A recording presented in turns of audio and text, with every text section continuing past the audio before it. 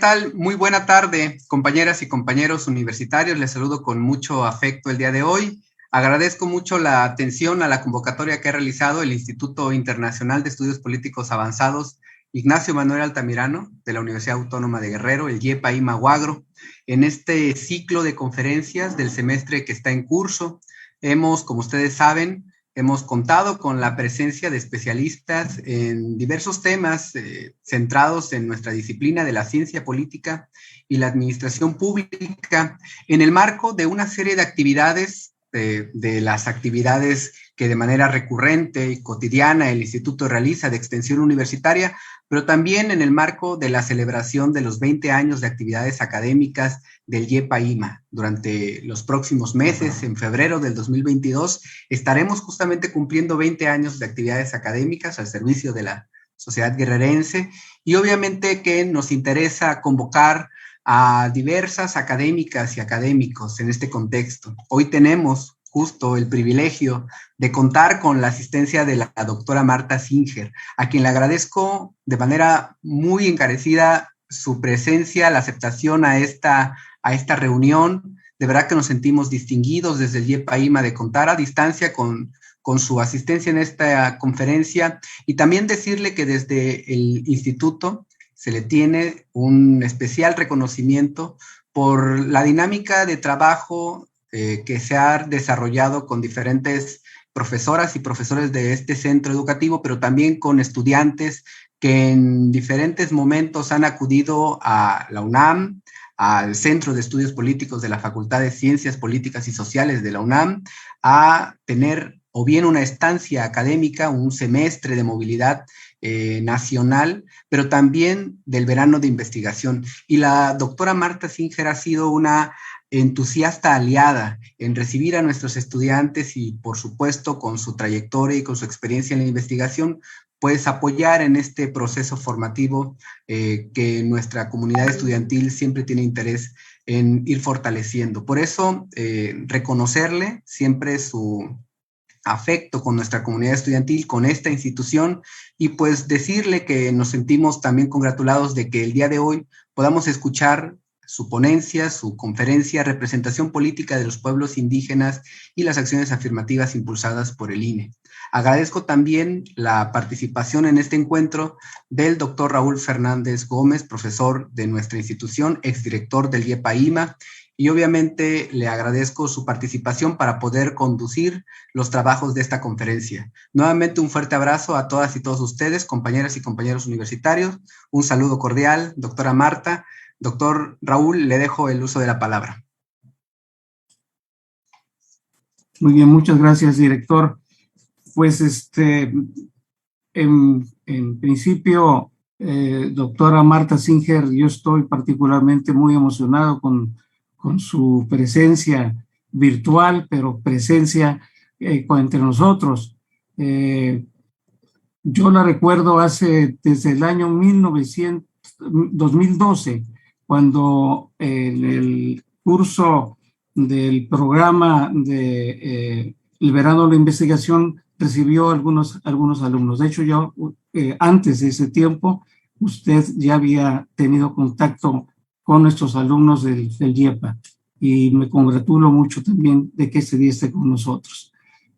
Voy a permitirme compartir con nuestros alumnos que están ya viendo este programa su currículum sobre su trayectoria académica.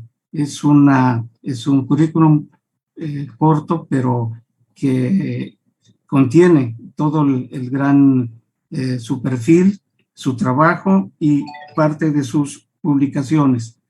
Entonces, la doctora Marta Singer Sochet es profesora de tiempo completo en la Facultad de Ciencias Políticas y Sociales de la Universidad Nacional Autónoma de México y miembro del Sistema Nacional de Investigadores CONACYT. Doctora en Ciencia Políticas y Sociales con orientación en Ciencia Política por la UNAM, donde también cursó la licenciatura en Sociología y maestría en Ciencia Política.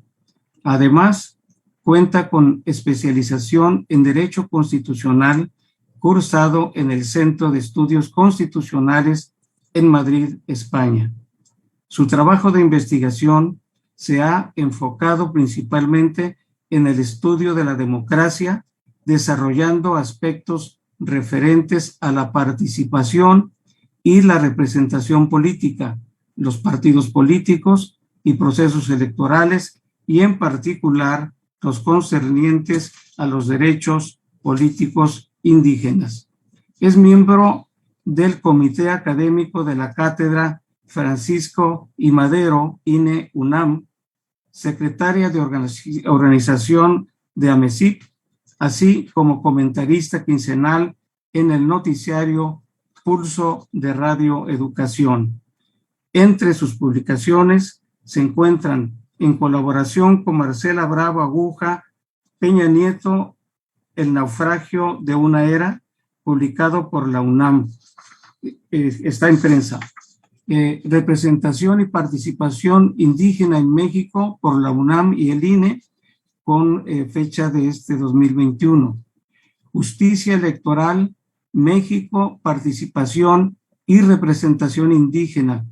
México, serie temas selectos de derecho electoral por el Tribunal Electoral del Poder Judicial de la Federación, publicado en el 2013. Coordinadora de participación política desde la diversidad, coedición UNAM, Plaza y Valdés en 2008, en torno al derecho indígena a la consulta, instrumento de resistencia y ampliación democrática o mecanismo de contención, en Berenice Ortega y Pirker, coordinadores, dilemas de la acción colectiva en América Latina, entre la incidencia institucional y la protesta social, del Instituto Mora y la UNAM en el año 2019, y representación y la participación política democráticas, algunos problemas y pendientes en México, en Ricardo Uvalle, Luna y Singer, coordinadores, construcción y tendencias de la ciencia política y la administración pública en el siglo XXI, UNAM 2016. Esa es la presentación de nuestra invitada, la doctora Marta Singer Sochet. Señor director. Muchas gracias, doctor Raúl. Y bueno, pues sin más preámbulo, agradecer nuevamente a la doctora y entregarle el uso de la palabra para el desarrollo de su exposición con nuestra comunidad universitaria. Adelante, doctora Marta. Pues muchísimas gracias, doctor Marco Antonio Adame, por esta generosa invitación que me hace para estar con ustedes. Me da muchísimo gusto volver a encontrarlos, poder saludarlos personalmente a distancia. Al doctor Raúl Fernández, quien también pues reconozco en él un académico que ha incursionado con el estudiantado de este importante instituto. Siempre tan pues al día en la materia que a mí me ha interesado hace mucho tiempo, que es la de la participación política y en particular los problemas de la representación de los distintos sectores de nuestra sociedad. Yo me he dedicado al estudio de los pueblos indígenas y de cómo se acercan a los espacios de representación formal en nuestro país. Y es sobre eso que he querido centrar la atención en esta conversación que tendremos. Verdaderamente con mucho gusto de estar nuevamente allá con ustedes, aunque sea de manera virtual, y aprovechar estas herramientas que pues es de las pocas cosas buenas que nos ha dejado el periodo de pandemia, el aprender que la distancia la podemos acortar todavía más y dejar además de encuentros fugaces, pues encuentros que luego se convierten en material que puede ser revisado por otros, lo cual nos compromete pues a un trabajo más serio que espero poder cumplir en esta ocasión, aunque también quiero tener una reunión coloquial donde podamos intercambiar puntos de vista. ¿Qué es lo que me interesa comunicar con ustedes el día de hoy? Voy a permitirme presentar muy brevemente, acompañar mi presentación con unas láminas. Yo acorté un poco más el tema de la charla a la pregunta de si lo que tenemos en el proceso electoral 2021 recién, pues está todavía terminando, todavía se están cobrando las facturas y se están cobrando las sanciones a quienes cometieron múltiples ilícitos. Si tuvimos en este proceso electoral del 2021 federal y a nivel local, que se ha dado en llamar las elecciones más grandes de la historia de México, pues quizá no por su importancia, sino por la dimensión, o también por su importancia, por la dimensión de haber reunido en una misma jornada electoral lo que nunca antes había ocurrido. Y tenemos entonces un mundo de problemas y un mundo de aristas muy, muy importantes e interesantes que estudiar y que de hecho pues ya se han comenzado a estudiar en muchas instituciones y por muchos colegas. Yo quise acortar el enorme título de mi conferencia o de mi participación el día de hoy a la pregunta de si estamos frente a un proceso electoral que amplió la oportunidad del reconocimiento de derechos políticos, o si estamos frente a un momento tomado por la simulación. ¿Hay efectivamente el reconocimiento de derechos o estamos en un proceso que invitó y permitió, aunque a veces también castigó, sin lugar a dudas, la simulación? Hay que recordar que en nuestro país, el tema de la representación política es un tema que nos ha dado pues para múltiples reflexiones. Hay que recordar que los procesos electorales son ante todo el momento por excelencia donde la sociedad se vuelca a través del voto a construir momento directo de una representación mediada, ¿no? Es decir, emitimos nuestro voto y con nuestro voto queremos nombrar a alguien que va a nuestro nombre a tomar decisiones para todos.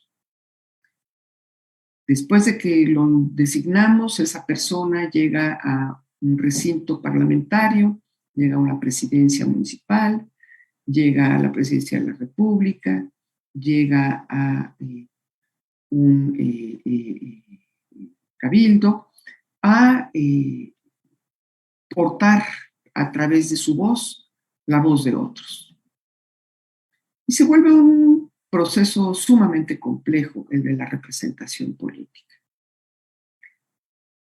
De ahí que haya dado lugar a una enorme cantidad de estudios que plantean que es la representación política el sustento fundamental de la democracia.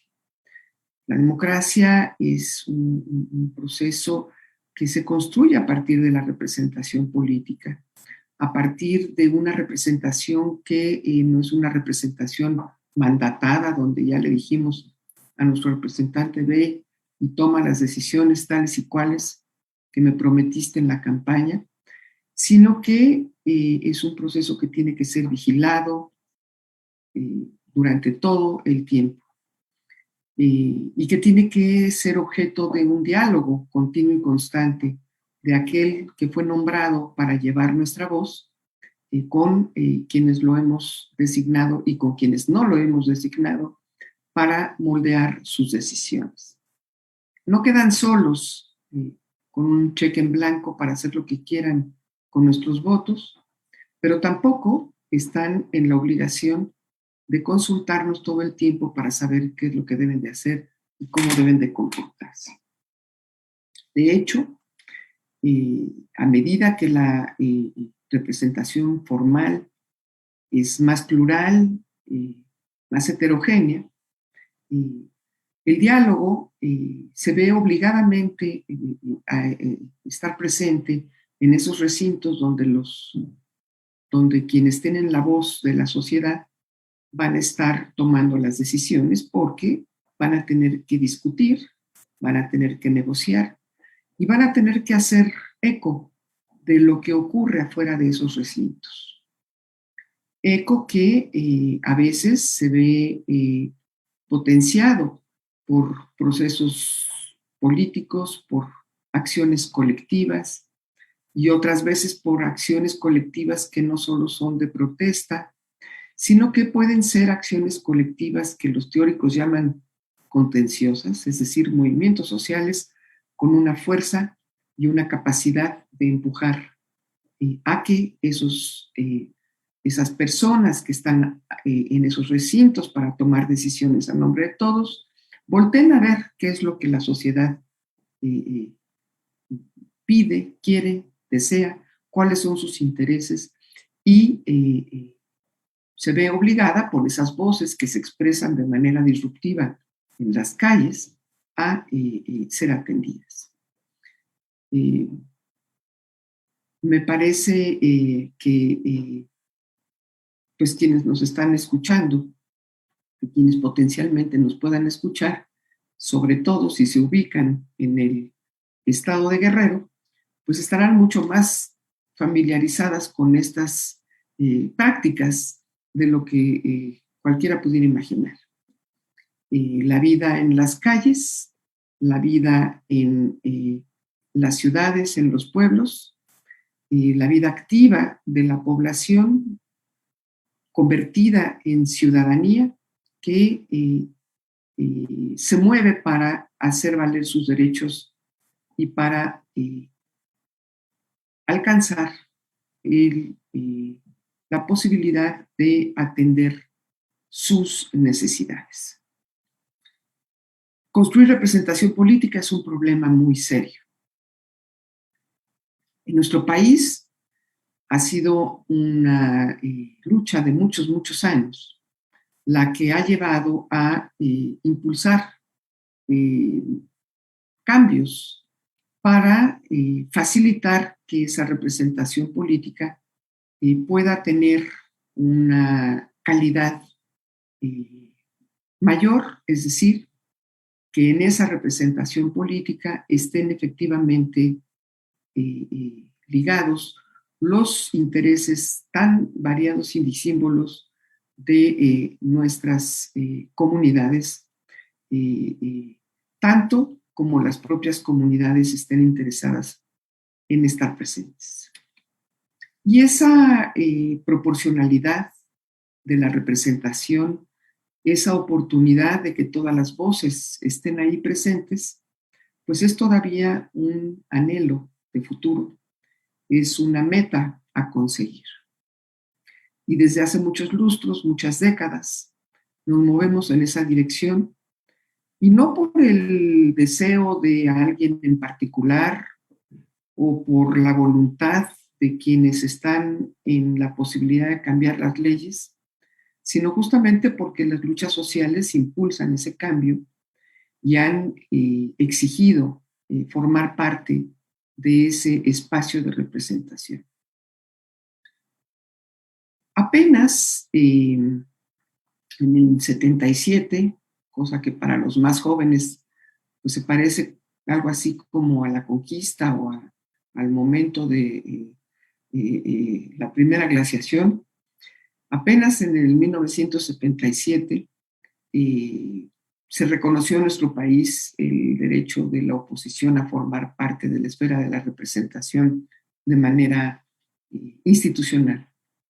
se comenzó a abrir la puerta para que los partidos entraran a ese terreno, y de ahí pues nace toda esta historia de cambios en nuestro sistema político mexicano que dan paso a momentos importantísimos que nos llevan hasta el día de hoy, donde distintas fuerzas políticas han alcanzado la presidencia de la República, donde el Congreso ya no es monolítico, donde una sola voz no puede tomar todas las decisiones, donde pues incluso las manifestaciones en las calles no son reprimidas como lo fueron en aquellos años 70, en donde estaba proscrita la libertad de expresión y donde apenas los recintos universitarios, entre otros la propia UAGRO, luchaban por abrir esos espacios para las libertades. En fin, que para no hacer el cuento muy largo, porque la historia es realmente interesante y muy rica, llegamos a el escenario en donde se comenzó a entender en ese espacio formal que no solo bastaba con que hubiera algunos partidos políticos ahí compuestos con espacio, con curules, con asientos, que no bastaba con que las presidencias municipales tuvieran signos políticos distintos, que estuvieran en manos de unos partidos o de otros, sino que además tenían que expresar la diversidad de la población. Por lo menos, reconocer que las mujeres, además de tener derecho a votar, tenían el derecho a ser votadas, que quienes viven en el extranjero, además de no perder su calidad ciudadana, tendrían derecho a votar. Y entonces así, pues primero se aceptó que los mexicanos en el extranjero pudieran votar por la presidencia de la República, y se hicieron los primeros ejercicios, y se dio paso a las primeras cuotas de acción afirmativa para que las mujeres pudiéramos tener la seguridad de pues no ser dejadas de lado en las candidaturas de los partidos y tuviéramos la oportunidad siquiera de presentar como candidaturas la vocación por participar en la vida política de las instituciones, porque la otra posibilidad de participar en la vida política, pues esa pues también la hemos tenido y ahí estuvo presente obligando a que esta también se reflejara dentro de las instituciones. Y comenzó la historia de esta práctica de las acciones afirmativas. ¿Qué son acciones afirmativas? Bueno, en corto, son determinaciones que una autoridad toma para impulsar el ejercicio de una práctica para resolver un problema que de otra manera pues se queda en el cajón de los recuerdos. En virtud de que el Congreso de la Unión, quienes toman las decisiones, los congresos locales, las diputadas, no, perdón, en aquellos años, los diputados y los senadores, poco estaban interesados en compartir el espacio con las mujeres, pues se impulsó desde fuera que se vieran obligados en presentar candidaturas para mujeres en una pequeña proporción. Y bueno, eso luego entró ya como un mandato en las leyes y fue creciendo, creciendo, creciendo hasta volverse una obligación el que en sus candidaturas incorporaran obligatoriamente, y ya no solo por voluntad, y ya no solo por un acuerdo de las autoridades electorales, sino por una norma constitucional, que incorporaran igual número de mujeres que de hombres en el Congreso, en sus candidaturas, pues para alcanzar espacios en el Congreso de la Unión, en las candidaturas federales. Esta intención comenzó a bajar también a los espacios federales, pues de la federación, a las entidades federativas, y fueron adoptándose de manera distinta en cada una de las entidades federativas. Acciones afirmativas, que se llaman así, pues porque afirman que hay minorías, mayorías, como las mujeres, que son una mayoría, pero consideradas minorías, porque no tenían el espacio para estar ahí dentro, que van a impulsar que estos sectores excluidos puedan formar parte. La palabra, por cierto, que comenzó a usarse en Estados Unidos cuando en las escuelas tuvieron que abrirse los espacios para que la población de color afrodescendiente tuviera oportunidad de entrar a la escuela, porque la libertad para esa parte de la población se conquistó apenas en épocas muy recientes en los Estados Unidos. Y pues se tuvo que aceptar que no solamente los bares y los restaurantes estuvieran abiertos para cualquiera, sino que también en las escuelas pudieran entrar a estudiar. Y se ofrecieron espacios para que esa población excluida ingresara a los estudios. Ahí nació la palabra esa de las acciones afirmativas, tan extraña y rara en el lenguaje español, ¿no? Acciones afirmativas. O en fin, no me voy más por ese lado porque el tiempo es breve. Total que a esas acciones afirmativas pronto se incluyó también la idea de que había otros grupos que tampoco estaban formando parte del espacio de la representación y que también habían luchado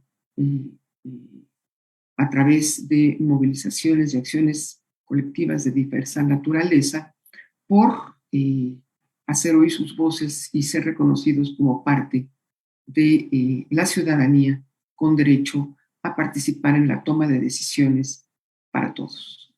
Particularmente importante, las movilizaciones indígenas abrieron brecha en ese sentido antes incluso que las luchas de las mujeres, o antes de que las luchas de las mujeres tuvieran éxito para ser tomadas en cuenta en el espacio de la representación política.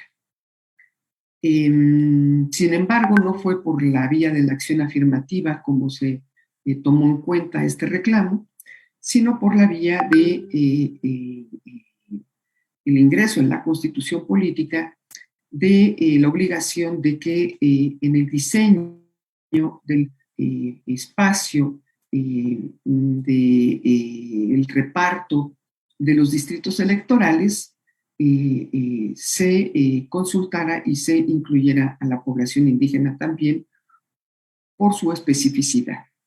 Y fue así como en el 2004 se diseñaron los primeros distritos indígenas, 28, para incorporar a la población indígena, cosa que pues, fue bastante útil, pero bastante limitada al mismo tiempo, debido a que esos 28 distritos pues, están en un espacio de la República, no necesariamente donde están todos los indígenas del país.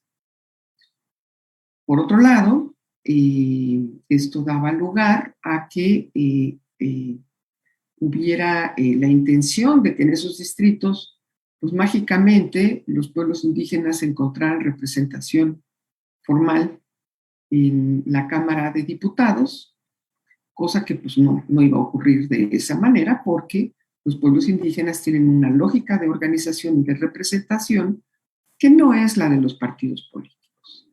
Y porque a los partidos políticos pues tampoco les interesa mucho representar a los pueblos indígenas.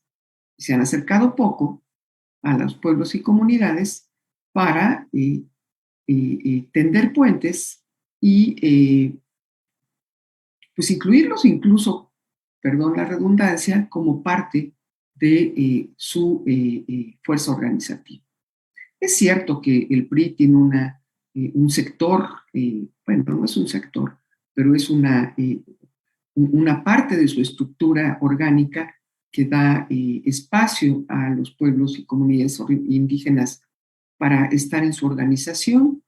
Es cierto que el PRD en sus estatutos señaló la intención de representar a los pueblos y comunidades indígenas en su momento. Es cierto que Morena después también expresó su interés en que esto fuese así.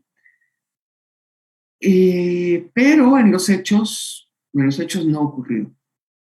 En los hechos ocurrió que en entidades como Oaxaca, los pueblos y comunidades indígenas no se vieron representados por los partidos y lucharon por tener una forma autonómica de organización y consiguieron que en 418, ahora son 417 distritos electorales oaxaqueños, perdón, municipios oaxaqueños, del total de los distritos que tiene Oaxaca, se me va el número, 500 y tantos, 514 creo que son,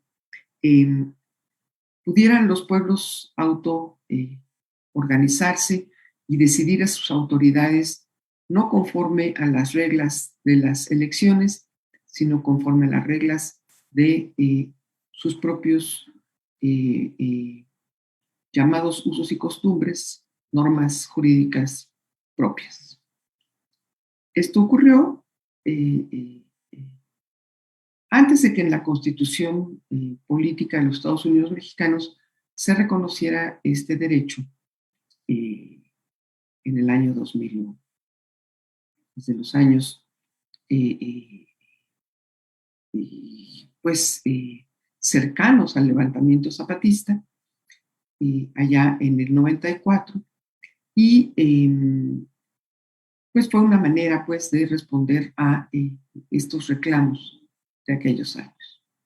Pasaron muchos años desde que en Oaxaca se comenzó a experimentar la participación indígena en los puestos de representación pues de la vida normada por la Constitución.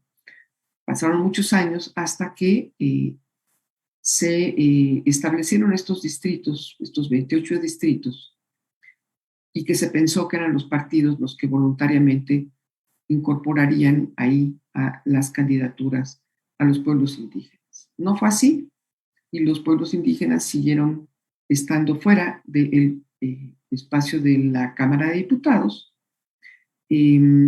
A veces uno que otro alcanzó a llegar, hasta que comenzaron a adoptarse en diferentes espacios del país. Eso pues ahí en alguna de mis publicaciones lo estudié, lo consigné, la posibilidad de que en otras partes hubiera algún espacio de representación municipal. Guerrero ha luchado también por ese espacio de representación municipal, ustedes lo saben, y tenemos la historia de Ayutla de los Libres. Bueno, el tema es que en el 2018 el INE lanza la convocatoria para que en 12 de esos 28 distritos los partidos políticos obligadamente, no por voluntad, vayan y consigan en sus candidaturas a personas que representen a los pueblos indígenas y no busquen ese espacio para sus propios militantes o simpatizantes. El Tribunal Electoral enmienda la plana y exige que no sean esos solamente, sino que se aumente el número para que se incluya a más distritos electorales que tienen población indígena en una proporción importante y se aumente y se impulse y se auspicie con esta acción afirmativa que las personas, miembros de estas comunidades, formen parte del espacio de la representación formal. Esa primera experiencia dejó mucho que desear. Esa primera experiencia tuvo la dificultad de que muchos de los que consiguieron estar como candidatos en ese momento en realidad no pertenecían a las comunidades. Y muchas comunidades pues pusieron sus quejas y dijeron que de ninguna manera eso estaba resolviendo su falta de representación. Para la elección del 2018, entonces se tuvo la oportunidad de experimentar con esta acción afirmativa que en el 2021 y por mandato del Tribunal Electoral debía de adoptarse y debía de incorporarse nuevamente en una manera donde además se recogiera la equidad de género, debido a que esa equidad de género, que ya estaba estipulada como una obligación para los partidos políticos, fuera reconocida como un derecho inalienable. Entonces, para la elección del 2021, se obligó a que hubiera esta paridad de género, tomando en cuenta además también el mandato de distintos instrumentos para prevenir la violencia de género, cosa que tampoco se consiguió de una manera generosa siquiera, y que se instrumentaran estas acciones afirmativas, pues no solamente para los pueblos y comunidades indígenas, sino también para otros grupos excluidos, tomando en cuenta que además habría de inaugurarse por primera vez la reelección de diputadas y diputados federales, habrían de reelegirse ya diputadas y diputados locales en muchas entidades federativas, habría de haber elecciones de gobernadora y gobernador, habría de haber también elecciones municipales en un número impactante de puestos, más de 2,000 simultáneamente. Y insisto en esto del número porque la complejidad de la elección para cumplir con todas las características y condiciones se volvió verdaderamente un asunto casi para ser diseñado y organizado con sistemas de cómputo sofisticados, ¿no? En donde los partidos tenían que verse obligados a cumplir con condiciones a las que no estaban acostumbrados y a las que, por supuesto, no estaban con interés de entrar, ¿no? De entrarle a el toro por los cuernos. El INE tomó decisiones y los partidos políticos se inconformaron. No les gustó que les dijeran quiénes o cómo debían de decidirse sus candidaturas y hicieron pues un arduo trabajo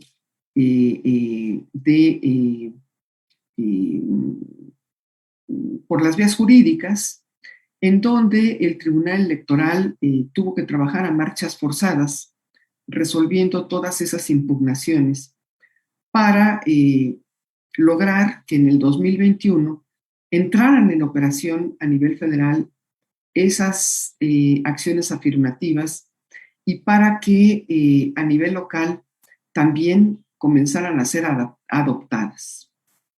Pues con un calendario de discusión que probó que a pesar de la pandemia y a pesar de las diferencias, pudieron ser escuchadas muchas voces, a tal grado que en muchas entidades federativas no se llegó a acuerdos, lo cual significó el compromiso de abrir esos debates en el corto plazo para preparar las elecciones del 2024.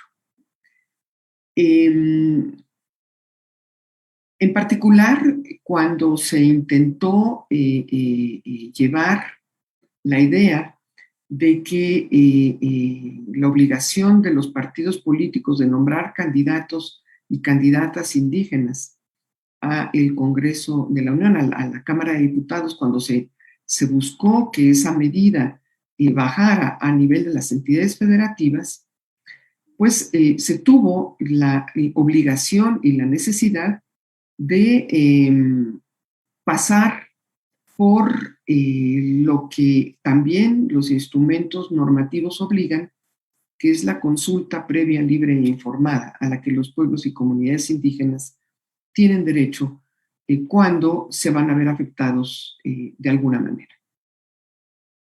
Y entonces se tuvo que convocar a pueblos y comunidades indígenas a debatir sobre las leyes electorales que iban a impactar sobre ellos.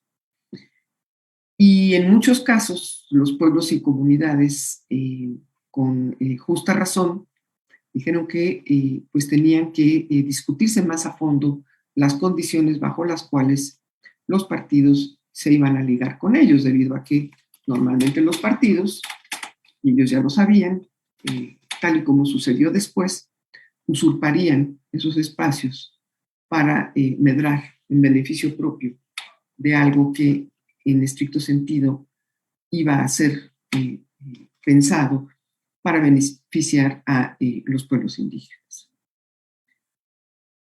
Total que el camino fue complejo, fue largo, pero probó que la posibilidad de establecer discusiones era efectiva y que más valía hacer oír las voces a quienes iban a tomar las decisiones para evitar el fracaso de esta experiencia. Con todo ese conjunto de acuerdos, de ires y venires entre el Instituto Nacional Electoral y los tribunales locales, y luego la sala del Tribunal Electoral del Poder Judicial de la Federación, hasta llegar a la sala superior, se construyó un entramado legal complejo que fue corriendo contra el tiempo para llegar a decisiones muy importantes. Aquí en este cuadrito que recogí yo de una publicación del INE, podemos ver que el INE terminó por instrumentar, pues tomando en cuenta las decisiones del Tribunal Electoral del Poder Judicial de la Federación, un conjunto de acciones afirmativas que son las siguientes. En primer lugar, la obligación de los partidos políticos, a pesar de que no querían hacerlo y a pesar de todas las resistencias que tuvieron, de lanzar por lo menos 30 fórmulas. Una fórmula quiere decir el titular y el suplente, para candidaturas de diputaciones federales, 30 fórmulas en forma paritaria, mitad hombres, mitad mujeres, para incorporar a candidatas, candidatos indígenas. 21 de ellas, por la vía de la mayoría relativa, ya no en esos 13 distritos que se instrumentaron en el 2018, sino ahora 21, y donde las candidaturas debían de ser exclusivamente para personas indígenas. De esas 21, 10 podrían corresponder a hombres y obligatoriamente al menos 11 a mujeres. Además, 9 para candidaturas de representación proporcional, estas en circunscripciones plurinominales. Y aquí hubo una primera cuestión muy importante y muy interesante, que fue entender, por fin, que los pueblos indígenas no solo habitan en el sureste, sino que están en todo el país. Y por lo tanto, a través de las circunscripciones plurinominales, se dio cabida a la inclusión de 9 miembros de las comunidades indígenas, 9 de 68 pueblos reconocidos por sus lenguas, ¿no? Cada uno de ellos distintos, pero bueno, 9, de manera que estuviesen distribuidos. Ustedes saben que son 5 circunscripciones en el país. En la primera circunscripción 1, en la segunda 1, en la tercera 4, en la cuarta 2 y en la quinta 1. Pero además, para garantizar que sí llegaran y que no quedaran en las listas, ustedes saben que estas listas pues tienen que ser de 40 personas cada una, ¿no? Aunque se sabe que no van a entrar los 40. Yo no acabo de entender por qué tienen que ser de 40 si de todos modos nunca jamás van a poder llegar a entrar 40. No lo entiendo, pero bueno, se meten 40 nombres y entonces es mucho más larga la lista.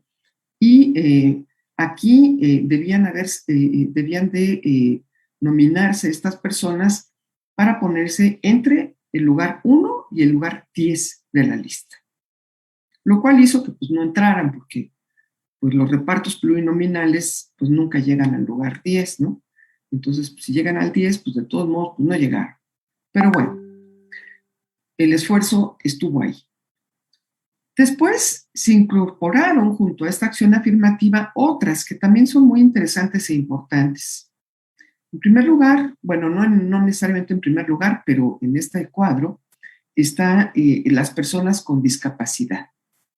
Ahí lo que se decidió, lo que se sugirió fue que se establecieran 6 fórmulas de candidaturas de mayoría relativa para otorgarse en cualquiera de los 300 distritos electorales federales, 2 de representación proporcional para colocarse en cualquiera de las 5 circunscripciones plurinominales en los primeros 10 lugares de las listas. Y además de estas 8 fórmulas, en donde, bueno, no hubo obligación de paridad, perdón, donde la paridad era, pues que en el total, pues hubiera 4 hombres y 4 mujeres, indistintamente si de mayoría o de RP. Y además, acción afirmativa para personas afromexicanas, 4 en total, 3 en 300 distritos, en cualquiera, y 1 en cualquiera de los 5 circunscripciones, igual en los 10 primeros lugares de las listas, de forma paritaria. Otra cuota afirmativa sumamente interesante y también polémica, las de las personas de la diversidad sexual. Aquí las personas de las comunidades LGBTQ y más, debían establecerse, debían acogerlas los partidos políticos para nominar un total de 3 fórmulas de candidaturas para la Cámara de Diputados Federal, 2 de mayoría relativa y 1 de representación proporcional en cualquiera de las 5 circunscripciones plurinominales. ¿Y por qué digo que también polémica? Primero porque algunos partidos políticos no les gustó la idea, porque su ser conservador les pareció que no comulgaba con esta decisión. Y por otro lado, polémica porque las personas de las comunidades de la diversidad sexual pues dijeron que como 3 fórmulas, ¿no? Son comunidades sumamente diversas, ¿no? Y pues, ¿por qué 3 y no más, ¿no? ¿Por qué solo 3? En fin. También tuvimos la oportunidad esta vez, y esta es otra cuestión muy interesante, de la inclusión de personas mexicanas migrantes. 5 fórmulas, de las cuales 3 debían de ser de distinto género. Estas 5 fórmulas para ingresar por la vía de la representación proporcional en los primeros 10 lugares de las listas. Entonces tenemos pues que todas estas cuotas afirmativas tuvieron que estar en los primeros 10 lugares de las listas. Quiere decir que debieron colocar, pues son 1, 2, 3, 4, 5 cuotas afirmativas, ocupando de esos 10 lugares los 5, ¿no? Y a los partidos solo les quedaban 5. Entonces los partidos se enojaron todavía más. Bueno, terminaron pues por aceptar porque no les quedaba otro remedio. Y a nivel local replicaron muchas entidades federativas esta lógica y el impulso a esta vocación por ampliar la representación a grupos tradicionalmente excluidos y reconocer que en la población mexicana pues mucha gente se queda fuera del espacio de la representación política, pues a veces por sus condiciones específicas y otras veces pues por condiciones políticas, simple y llanamente por no comulgar con los partidos políticos que concentran el espacio, a pesar de la puerta que se abrió también en el 2014 para las candidaturas independientes, pero que se cerró con los candados que hacen imposible cumplir con los requisitos para que cualquiera pueda acceder con relativa facilidad a esas candidaturas. ¿Y por qué digo que el tema de los migrantes es especialmente interesante también? Bueno, este tema de los migrantes se coló en esta historia por una cuestión muy interesante y particular. Como ustedes saben, la Ciudad de México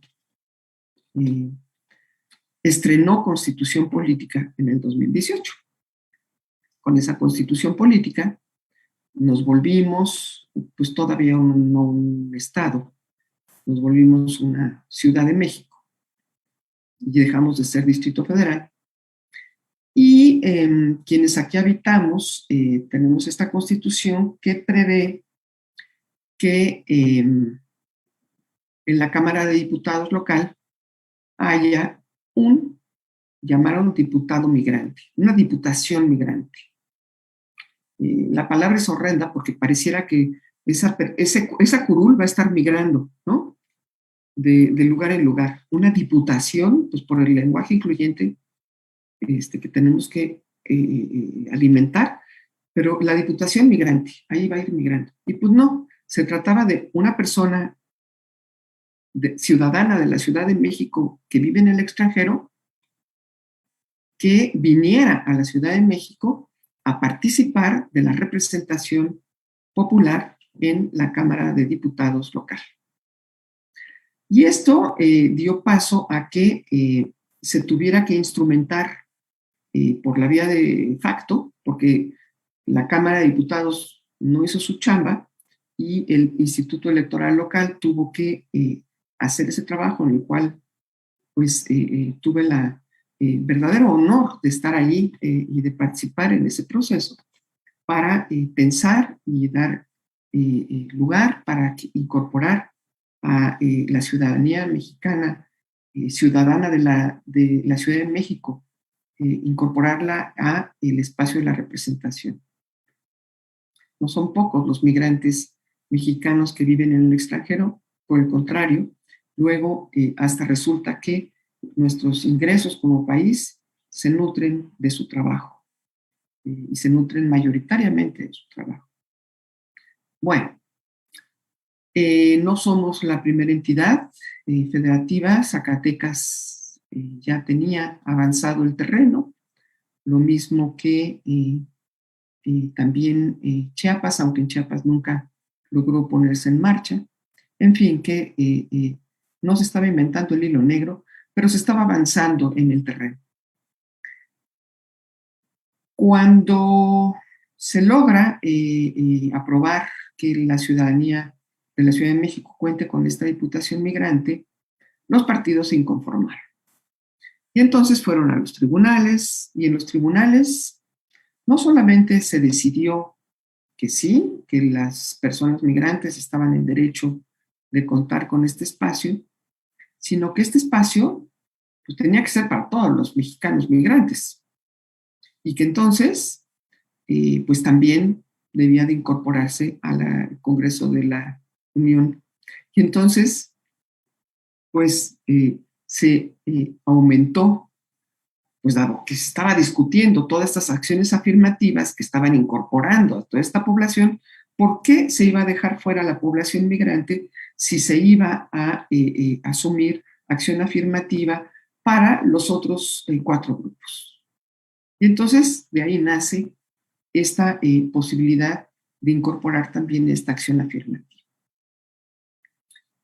De tal suerte que, bueno, en esta gráfica lo que tenemos es cómo se distribuyeron los espacios en las entidades donde están esos 28 distritos indígenas. Como ustedes ven, pues no les tocó a todos la posibilidad de tener sus diputaciones en esos 21 distritos. Pues se distribuyeron así, ¿no? San Luis Potosí 1, en Veracruz 3, en Hidalgo 2, en Guerrero 2, en Puebla 4, en Oaxaca creo que fueron 8, 2, 4, 6, 7, en Chiapas fueron 4, en Yucatán 3 y en Quintana Roo 1. Bueno, luego tenemos en este cuadro pueden ustedes ver, también lo hizo el INE, afortunadamente, porque es muchísima información la que condensa, cómo bajó esta lógica de las acciones afirmativas a las entidades federales. Prácticamente la acción afirmativa para pueblos indígenas pues la tenemos en todas las entidades federativas, pues salvo en algunas donde verdaderamente la población indígena es muy poca, como Aguascalientes o en Colima, o en el Estado de México no se alcanzó, aunque son mayoría o son muchísimos, porque no se lograron poner de acuerdo y quedó de manera pues no obligatoria, o en Tamaulipas. Luego tenemos que para las personas afromexicanas solamente algunas entidades dieron su brazo a torcer y muchas otras penosamente no hicieron nada al respecto. Respecto a las personas con discapacidad, en algunas entidades federativas tampoco alcanzaron a ponerse de acuerdo, porque claro, piensen ustedes que estas acciones afirmativas son curules y las entidades federativas tienen pocas curules, y entonces son espacio, ¿no? Entonces son espacio que no era fácil en el regateo. Hubo también acciones afirmativas para jóvenes. Ahí es muy interesante que se hayan adoptado esas acciones afirmativas para los jóvenes y que los jóvenes, que son la mayoría en nuestro país, pues pudieran estar presentes en los espacios de representación. Lo mismo que las personas con diversidad sexual y los migrantes, pues solamente quedaron en algunos espacios, pocos. La Ciudad de México, Durango, Guerrero, Nayarit y Zacatecas. Y se abrieron también puertas para las personas adultas mayores en Chihuahua, Morelos, en Oaxaca y en Yucatán. Bueno, pues este es el marco de lo que se decidió. El espacio para platicar de lo que ocurrió después es poco y es complejo, pero yo solo quisiera tocar para terminar un elemento, que es el que los partidos políticos no entendieron nunca que la incorporación de las acciones afirmativas no era más que para impulsar la credibilidad de la sociedad respecto a su papel.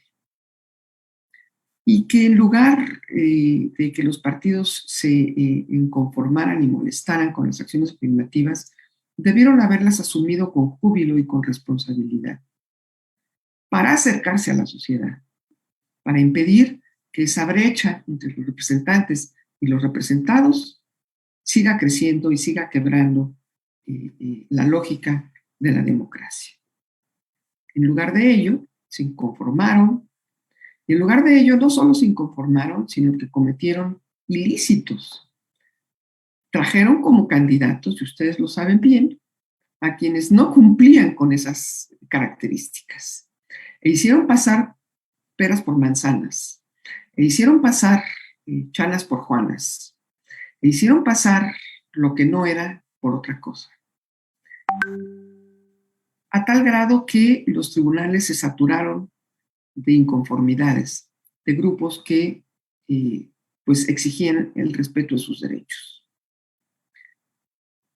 Y bueno, pues esperemos que para el 2024 lleguemos con un marco que respete los derechos de las personas excluidas y que no solamente obliga a que los partidos no hagan trampa, sino que también entienda la ley y entiendan quienes hacen las leyes que por lo menos para el caso de las representaciones de estos grupos, pues hay que acercarse a los grupos para preguntar cómo van a decidir su participación a través de los partidos, porque no se trata de que los partidos vayan a la casa, a la cacería de clientelas, a la cacería de personas para cumplir características y tener palomita en su cuota, sino de efectivamente que las voces de la sociedad estén presentes en los espacios de representación. Para el caso de los pueblos indígenas, creo que es uno de los casos más simples, a pesar de la complejidad, porque son los pueblos quienes a través de sus asambleas debieron haber nombrado y nominado a sus candidatos y no los partidos ir a buscarlos. Aunque pues falta mucho por resolver ahí, debido a que no están concentrados en esos 28 distritos. En fin, hay materia para discutir. Mucho más difícil para las otras cuotas, en donde la organización política pues es más compleja y donde tenemos dentro de esos grupos personas que piensan y tienen intereses políticos, incluso contrarios, ¿no? De derechas y de izquierdas, por ponerlos en términos más sencillos. De modo que ojalá que por lo menos para el caso de los pueblos indígenas, la representación no tenga que pasar por los partidos, sino que pueda pasar por la combinación democrática de dos lógicas de representación, la del sistema, pues que podríamos llamar está en nuestra Constitución desde el 17, y la del sistema que no está en nuestra Constitución, pero que está en los pueblos desde antes y que tiene que ver con sus propias normas y sus propios sistemas jurídicos, haciendo lo que en el mundo del derecho se llama pluralismo jurídico, mismo que ha probado poder tener lugar, no solo en nuestro país, sino también en muchas otras partes. Y pues aquí dejaría yo esto para poder conversar, si es que todavía nos da tiempo. Muchas gracias. Muchas gracias, doctora Marta Singer. Le agradezco muchísimo por pues esta detallada, profunda descripción de este camino largo también y además las dinámicas de resistencias que desde los partidos políticos existen para establecer ya en los hechos esta lógica democrática que va más allá del procedimiento electoral, de incorporar en la representación pues los principios democráticos como la inclusión y la participación de las voces de todas y todos. Agradezco muchísimo además de que en su explicación, más allá de la incorporación en la representación de los pueblos indígenas, también se abordaron, por supuesto, a los amplios grupos tradicionalmente excluidos. Quiero entregarle la palabra al doctor Raúl para que puedan conversar sobre las preguntas que también se plantearon en el chat y obviamente poner a consideración de nuestra invitada estos comentarios y estas preguntas del público que está siguiendo esta transmisión. Adelante, doctor. Muchas gracias, director. Sumamente interesante la exposición de la doctora Singer, porque nos abrió a la diversidad de iniciativas para tratar de construir una ciudadanía plural y una ciudadanía que participe de manera electoral y que no sea excluida. De hecho, los procesos que usted nos ha indicado aquí de las diferentes categorías ciudadanas, pues hay la historia de la lucha de género y se van a partir de ese ejemplo, se encuentran en las otras propuestas o deseos de participar políticamente, se encuentran todas estas trabas que los partidos políticos van poniendo en una lógica que tiene que cambiar. Efectivamente, las resistencias se van sobrepasando y eso permite tener una ciudadanía mejor representada. La historia de la representación que usted nos ha expuesto marca efectivamente, como usted dice en algunos artículos, un cambio muy importante durante los últimos 30 años en el perfil de los ciudadanos. Entonces, espero las preguntas que me van a hacer favor de transmitir para cumplir con la tarea que me han encomendado aquí mi director. Muchas gracias, doctor. Las tiene seguramente, pero si no, voy planteando algunas Sí. que ya tengo aquí en el chat. ¿Considera efectiva la representación de las necesidades de la ciudadanía ante el nuevo gobierno? Esta es una pregunta planteada por el público asistente. Una segunda que estoy viendo en el chat es rumbo al 2024, ¿qué estrategias recomienda al Estado para que se nombre un secretario o secretaria de la comunidad indígena por primera vez? Si cree que las personas abiertamente del grupo LGBTQ ocupen un alto cargo político en un futuro no muy lejano. Esas son otras de las preguntas que se han expuesto. Y luego, ¿cómo considera que se pueden lograr una mayor representación política de las mujeres indígenas integrantes de los pueblos originarios? Esas hasta el momento serían, digamos, las preguntas planteadas en esta primer ronda. Maestra Marta, lo dejaría a su consideración para que puedan ser abordadas. Muchas gracias. Sí, no me había yo dado cuenta de que me comí demasiado tiempo, pero bueno, voy a tratar de ser más breve. Creo que todas las preguntas tienen que ver bueno, están planteando un mismo problema, ¿no? El problema es algo que tiene que ver con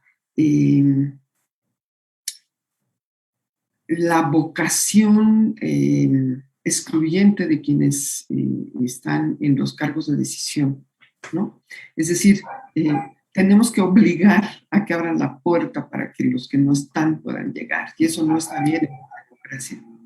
Eso quiere decir que algo está fallando en nuestra democracia. Eso quiere decir que hay un problema de fondo, ¿no?, que tiene que cambiar. Y que ha empezado a cambiar por la vía de la fuerza, ¿no? Al principio no querían a ninguna mujer o pocas en los cargos de elección popular, y pues terminamos en este proceso 21, de los 15 gubernaturas en juego, pues 7 tuvieron que ser para mujeres, ¿no? Y eso abre el espacio para que se vuelva costumbre. En el caso de la población LGBT, yo diría que lo que está ocurriendo también es un cambio muy importante a nivel general en la sociedad y no solo para el espacio de la representación, que es que la criminalización de conductas personales o de derechos humanos, ¿no? Y esa espiral del silencio que rodea a la sociedad se ha ido rompiendo poco a poco, y que hoy en día la gente es más libre para expresar sus identidades de género. Y eso me parece que es por ahí más bien por donde tiene que seguir caminando ese espacio de libertades. La libertad de expresión, la libertad de pensamiento, la libertad para que cada quien sea como quiera ser, sin que nadie le juzgue, sin que nadie le condene y sin que nadie le excluya. Y llegará un momento en donde nadie tendrá que decir a qué comunidad se identifica, porque simplemente no habrá ninguna discriminación. A eso aspiramos, pues, como sociedad democrática. Creo que el tema de las cuotas es muy importante para impulsar que la sociedad acepte que esa diversidad existe, y los grupos más conservadores se vean, digamos que, visibilizados en su intolerancia, en su racismo, en su exclusión, en sus actitudes discriminatorias. Y eso es importante. En la medida en que estas cuotas afirmativas colocan el dedo en la llaga, pues el desprestigio de esas actitudes crece, y por lo mismo, pues tendrán que también formar parte de esas minorías en donde las mayorías no excluyentes vayan a ocupar el espacio de lo público y estar presentes en el espacio de lo público. Y por lo tanto también en los espacios de gobierno, ¿no? En los cargos públicos. El caso de las mujeres indígenas es un tema que tiene una singularidad y que comienza también a modificarse. No solo por la obligación de que las mujeres indígenas formen parte de esos espacios de representación comunitario, no solo por las propias luchas que las mujeres indígenas han impulsado desde sus propias organizaciones, sino también por los cambios que en el propio sistema normativo indígena están teniendo lugar. Y no es que hubiese una exclusión, ¿no? En muchos sentidos, lo que había una distribución de tareas. Si en esa distribución de tareas las mujeres estaban encargadas de unas y los hombres de otras, pues es lógico que a las asambleas las mujeres no llegaran. Y si las mujeres no llegaban a las asambleas, pues tampoco iban a ser nominadas a los cargos. Bueno, esa distribución de funciones tiene que ver con una distribución del trabajo y una distribución del trabajo que a veces va más allá de la comunidad. Y que es una distribución del trabajo también, como se dice, heteronormada, ¿no? Y que va cambiando. Y en la medida en que incluso los flujos migratorios y los flujos de modificación de la vida comunitaria está impactando sensiblemente, pues las mujeres en sus comunidades empiezan a tomar el espacio y ocupar el espacio de manera natural. Entonces, la exclusión a veces tenía que ver más, no con discriminación, como sí lo es en el caso de la población indígena en la vida de la representación política formal, o de los pueblos afromexicanos, o de los discapacitados, o de las comunidades de identidades de género distintas, ¿no? Que tienen exclusiones por racismo o por discriminación. Y entonces, bueno, pues me parece que estamos en un momento de conciencia donde los jóvenes, las jóvenes, les jóvenes han impulsado el cambio, y donde las luchas de las jóvenes feministas y les jóvenes de géneros diversos están impulsando modificaciones en nuestros valores, en nuestras creencias muy importantes que están calando muy profundo. Muchas gracias, doctora. Yo quisiera plantear unas 3 preguntas más que acaban de llegar también al chat. Natividad Torres, estudiante de la maestría, pregunta si considera que hay otro sector que no se ha tomado en cuenta en estas fórmulas que nos compartió en la exposición. Aviramis Castrejón, también estudiante del programa de licenciatura, plantea si usted cree que la integración de mujeres al sistema interno normativo de Ayutla de los libres sea un progreso en el camino a disminuir la brecha de género y disminuir, por supuesto, abatir la discriminación.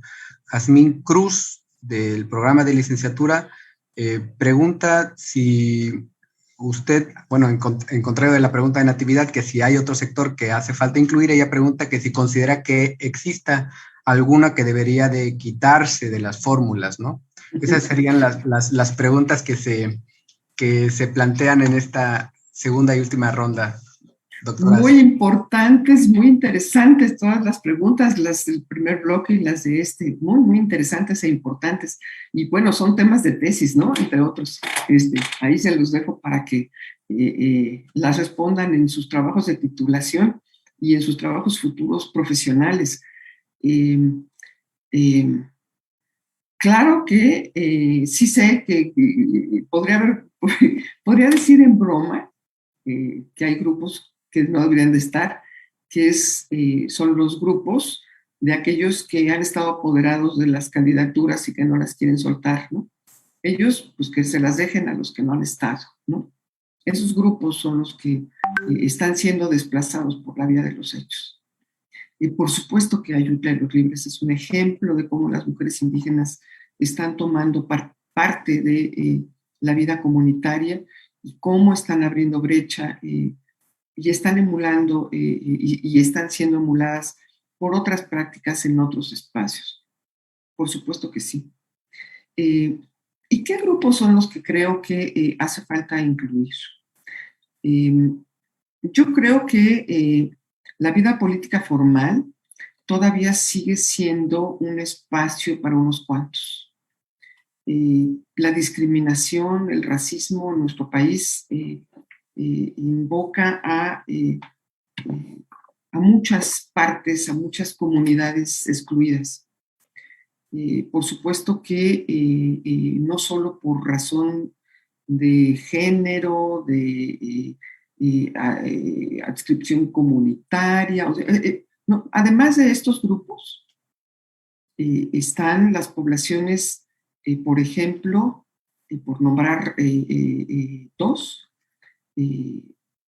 los más discriminados, pues las personas de menos recursos, que no tienen acceso a los espacios para la carrera política y que no tienen acceso a la incorporación por la vía de la meritocracia, ¿no?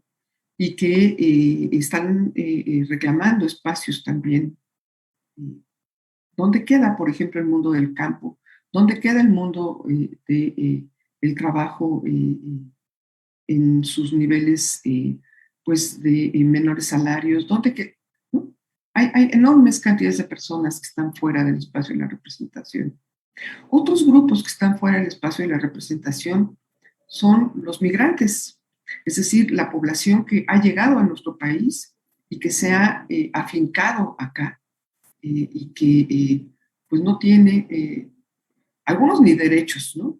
Los migrantes que están atravesando por el sureste en estos momentos carecen de derechos y muchos de ellos se van a quedar por generaciones, o hay muchas generaciones de migrantes que llegaron antes y que aquí están y que tampoco tienen espacios. Y en fin, por eso pienso que mientras que los partidos políticos pues tienen la obligación, como dice la Constitución, que son entidades de interés nacional, ¿no? Y les damos dinero para que vivan y sobrevivan, pues entonces tendrían que estar a la altura de la diversidad de nuestra sociedad y debiesen efectivamente de ser los canales de comunicación de esa diversidad con los espacios de representación. Como no han sido, como quién sabe a qué se dedican, como han usurpado no solo estas candidaturas para acciones afirmativas, sino el propio espacio para intereses muchas veces ajenos, ¿no? Incluso por la vía de las candidaturas independientes, ¿no? Siendo muy sinvergüenzas y presentando pruebas apócrifas para hacerse pasar por buenas, ¿no? Bueno, pues eso es lo que creo que impide ese tránsito. Solo quería agregar que el grado de la trampa llegó a tal extremo que no solamente se hicieron pasar unas cosas por otras, sino que se dijo, pues fulano de tal cumple con las 5 condiciones, ¿no? Es de todo, ¿no? 5 en 1, entonces en vez de tener 5 lugares, se lo doy a 1. Cuando se trataba a al revés, ¿no? De abrir generosamente la puerta para que lo que no está incorporado esté incorporado. Muchas gracias, doctora Marta. Y bueno, aquí en Guerrero tenemos desafortunadamente experiencias de esa naturaleza, de la resistencia de los partidos políticos, de la clase política que no está acorde con los valores democráticos, hombres que quieren hacerse pasar por en los espacios de las mujeres o actores políticos que buscan ocupar los espacios de los pueblos originarios. Y obviamente, pues eso como pues un reflejo también de que hay muchas ocasiones en que la clase política y los partidos políticos va por detrás de estas reformas vanguardistas que buscan, por supuesto, incorporar las voces de todas y todos. Agradezco de verdad, doctora Marta, su generosidad por la disposición de tiempo, por la puntualidad en la explicación que compartió con nuestra comunidad estudiantil. Esta conferencia queda en nuestra página de Facebook, pero también en nuestro canal de YouTube para una consulta puntual de nuestra comunidad universitaria y por supuesto también para reconocer su participación en estas actividades académicas, pero también de su colaboración permanente con nuestra institución. Prueba de ello también, y lo quiero comentar, es de que el contacto por el que tuvimos la oportunidad de poder pues hacerle la invitación fue a través propiamente de nuestra comunidad de egresadas y egresados que pudieron contactarle por esta relación académica que se pudo fomentar a través de esta experiencia de los veranos de investigación y de las movilidades nacionales de nuestra comunidad estudiantil en su universidad, en la Universidad Nacional Autónoma de México.